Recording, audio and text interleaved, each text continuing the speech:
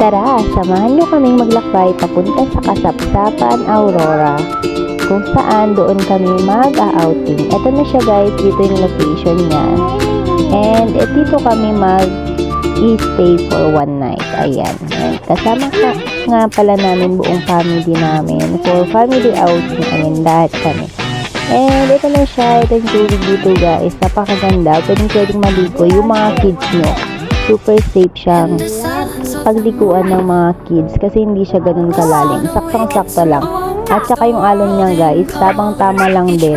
Pwede nyo itong ma-enjoy kapag pumunta din kayo dito. Ayan.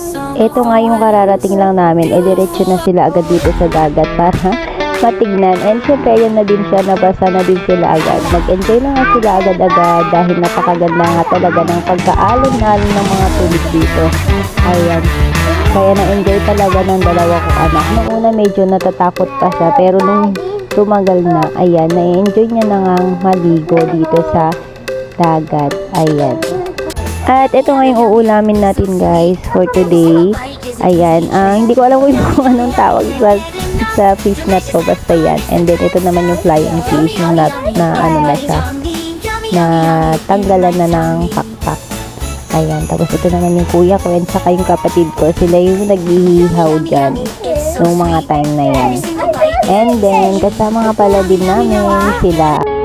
At ito na yung pangalawang ligo nila guys. Banding lang with family ng kuya ko and syempre yung dalawa kong anak. Ayan. And then, yan na nga guys. Nag-enjoy pa silang tawag dito ng sand.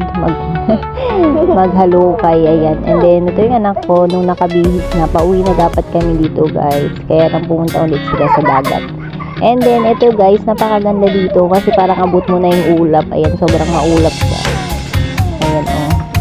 Sa taas na kasi ito ng bundok.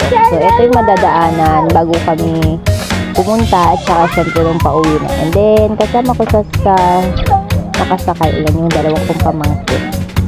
Tapos, yung dalawang anak ko, since nga hindi sila sanay magbiyahe-biyahe, pinasakay na lang muna namin siya sa motor. Ayun yung panganay ko, nasa kuya ko. Tapos yung isang anak ko naman nasa kapatid ko. So, yan yung aming travel.